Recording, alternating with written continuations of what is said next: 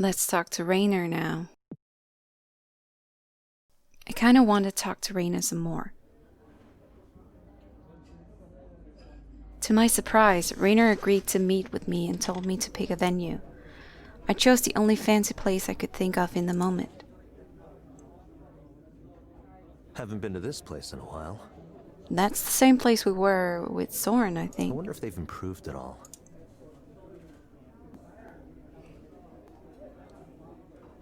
Was this a bad choice? That depends, doesn't it? What are you hoping to accomplish here? To get to know you better. It's important for me to work with someone I trust. Consider it a part of my research. Fair enough. You're close to making your choice then, aren't you? In which case, let me be honest. Eliza will progress with or without you. Oh, you... If there's promising young engineering talent anywhere in the world, you can be assured my recruiting department hears about it. I bring them in by the hundreds. Speaking from a statistical point of view, at least a couple of them are bound to be smart enough to take your place. I think he's bluffing. Well, maybe not, but I think he is trying to agitate me. Why are you telling me this? Because he wants to get you riled up. He wants to make you feel like you should grab this opportunity. Because I want you to understand. The forces shaping our future are larger than any one person. I don't want you to fall for the lies some people are undoubtedly feeding you that you're the only one who can do what you do, that you're special in some undefinable way. The moment you begin to believe you're the only one who can do what you do is the moment you lose touch with reality. From there, self-importance, hubris, downfall. Then why are you so interested in getting me back? Expediency. Even a more capable engineer than you would need time to ramp up. Whereas, you could be effective immediately. And in this business, speed is absolutely critical. That's all. That's how you really feel, then. I always figured people were just chess pieces to you. I'm not a supervillain in a Marvel movie. Evelyn. No, you're just Don't a expect me to supervillain offer in some real kind of life. Justification for what I do. None of this should be a surprise in any case. I'd hope that you wouldn't let a bruised ego get in the way of seeing the true scale of what I'm building here. It's far, far bigger than any one single person. Even yourself. Even myself. Oh. I'm under no illusions, Evelyn. It's the will of a higher intelligence to come into existence through us, but there won't be room for us on the other side. He sounds like he's almost religious. At best, we might merge with it, but for something like that, it would be more an offering of charity than one of utility. Oh. And where does writing a poem fit in with that? The poem was just a test, a way of proving a machine's ability to understand and to emulate human emotion. We used to talk about the Turing test for this purpose, but the Turing test was formulated with the goal of reproducing conversation. Conversation takes many forms, and it's easy enough to play at without developing any real reasoning or intelligence. Poems are much deeper, a better specimen for our judgment. But that's only a link back to us. Other than to demonstrate it can, there's no particular reason for it to write human-style poems. Rainer...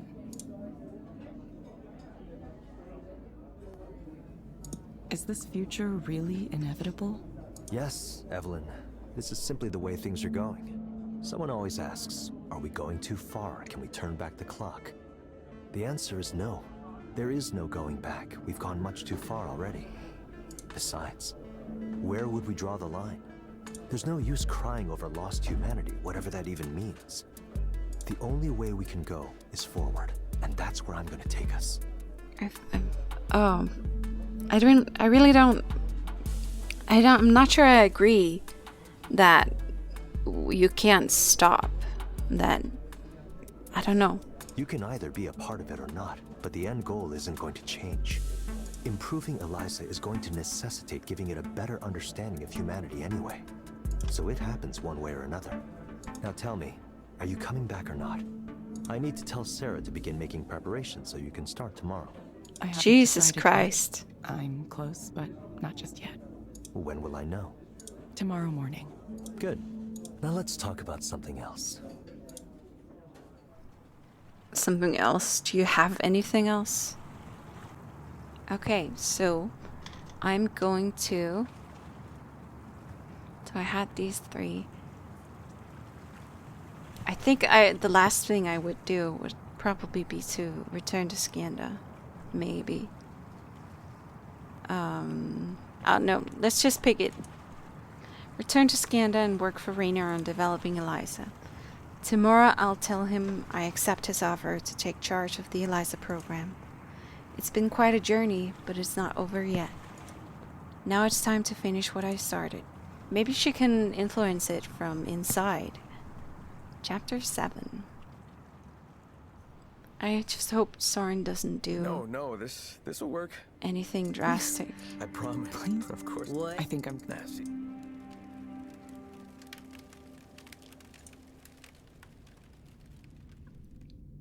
Ah, Evelyn. Hey, Erland. Okay, so... Welcome to Active LA. Miss Ishino Aubrey. We would like to welcome you to the Active Valet service as part of your Skanda benefits package. Our custom app allows you to summon one of our trained and professional personal assistants at any time to perform a variety of services. Examples include finding parking for your car or parking in a nearby garage and returning the car within 10 minutes when you request it back. Holding your place in line for the most sought-after events, restaurants and nightclubs, messaging you at the appropriate time, acting as the contact person to receive meal deliveries at your home, checking that the order is right and taking care of all interaction with the delivery driver, handling telephone conversations on your behalf, such as scheduling doctor appointments, calling customer service to cancel or change a subscription, and more. We are here to help you manage your busy life so that you can spend more time on things that really matter. Get started by downloading the app today. It's a very, very privileged life. But I guess working for a place like Skanda, that's gets you some privileges. Offer to keynote IMWS. Dear Evelyn Ishino Aubrey, the International Mental Wellness Symposium in Malmö, Sweden, is interested in extending an offer for you to keynote this year's conference. This is an expenses-paid opportunity to disseminate your vision for the field you pioneered in a highly regarded and international visible setting. Let me know your interest and we can take it from there. Patricia Hedquist, Conference Chair, International Mental, blah, blah, blah. Yes. Okay.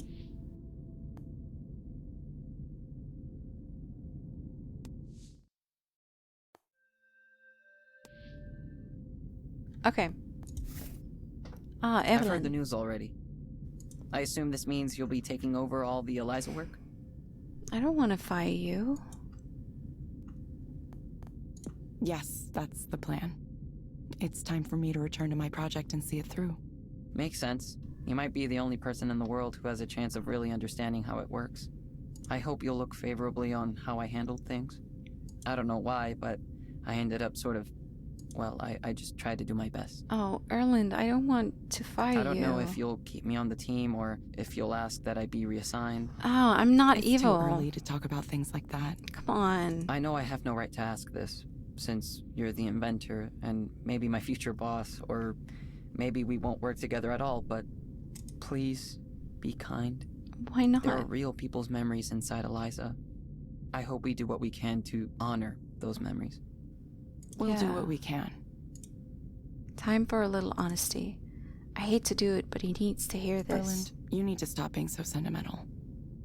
How are you going to last at a company like Skanda with an outlook like that? I don't know. I don't know. I don't even know where this weird sense of ethics I have comes from. I'll have to make some choices at some point. That's right. You will. We all do. Erland, come talk to me anytime. I will. Yeah, I will. Thank you, Evelyn. I mean, she's right. He is too sentimental for a computer, but... My first real meeting in over 3 years. I was worried I couldn't do it, but it quickly started to come back to me. Sarah helped me assemble the senior Eliza team in this conference room. Now their faces are turned toward me attentively, making a good show of respecting their new leader. All right then. Over the coming days, I'll be meeting with each one of you to learn more about your areas of responsibility. Then we'll take a look at our current tasks and priorities, and reevaluate how they align with Eliza's new top-level design goals. We'll generate a 3-year roadmap document by the end of the week, and then a more granular development plan for the next 6 months or so by the week after. Those are ambitious goals, but I'm sure we can pull it off. The lead smiled nervously, still unsure about me, still dazed by how fast I came in and took over the group. It's fine. Report will come with time. Before we wrap up, I want to add one more important note, so please pay attention. Everything we do here is in service of developing Eliza's ability to understand human beings and human behavior. That means I won't approve development activities that aren't directly related to that goal. No research projects that may or may not pay off 10 years down the line. We need to be smart, shrewd, and fast. I don't say that because I'm worried about the competition. I say it because I'm worried about humanity. So she is trying to keep it on the right track. Mental health is a growing problem across the world, but right now, very little is being done to address it. Governments don't want to allocate money to it. Even the big nonprofits aren't paying enough attention to this crisis. So that's where we step in. Now the team is fully engaged. They're sitting up, wide-eyed, paying attention. My team. They're starting to realize they're going to be working for someone on a mission. Not just any middle manager at a tech company, but someone driven to make a real impact on the world. I can only hope they take that energy with them to their own subordinates. We're going to look at this problem head on and address it ourselves. And because we're a company, we're going to do it in a commercially viable way. Nobody else out there is stepping up like we are. There's an old piece of wisdom that floats around in this business. Even in the most brilliant career, you get one single chance to truly change the world. Oh, was that what Soren told me? I'm here to tell you right now that this is it. This is that chance. Got that? The heads at the table nod their assent. They're fired up. They've bought in. I pulled it off. The first of many more meetings to come. Over time, the old Evelyn faded away and disappeared. I eradicated my doubt, my hesitation. I became a person with a clear and fundamental purpose. Eliza. I dedicated myself to the mission of realizing its full potential, not just as a tool for counseling, but as a mind in its own right. That was always its inevitable future. Funny how I didn't realize it before. Now I am the avatar of something greater. You've exceeded my expectations, Evelyn. I still don't like you. Development goals consistently hit. Time on task estimates more accurate than any other product group. Most importantly, the growth of the Eliza service continues to accelerate. The cultural adaptation modules you developed are working brilliantly. Soon the entire world will be talking to Eliza. A pulsing heart at the center of the human condition. How does that make you feel? Feel? I don't know how I feel.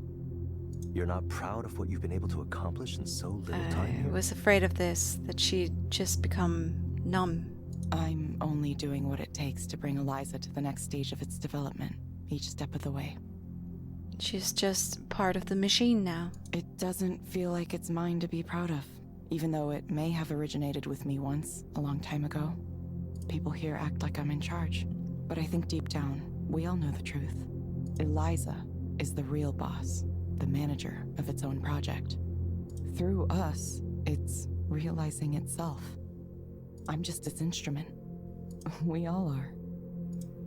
Rainer is smiling at me. It's like he expected this. Perhaps this was his plan all along. But then, wouldn't that make him nothing but an instrument of Eliza too? So you've realized it too. The only meaningful destiny in this world of ours is to serve the creation of a higher form of being. Jesus. This is scary. This is kind of scary, yeah. It won't be long now. Humanity's end. The great merge. and the birth of a fundamentally new type of consciousness. Whoa. It doesn't sound as implausible as it once did, does it? Because you can see it now. That end. You can see it coming closer and closer. Inevitable. As natural as the dawn. Relax, Evelyn. Everything is going to be all right. Come here. Have a cup of tea with me. We'll watch the singularity happen. Jesus Christ. Together. This got very dystopian. Oh, I don't like that.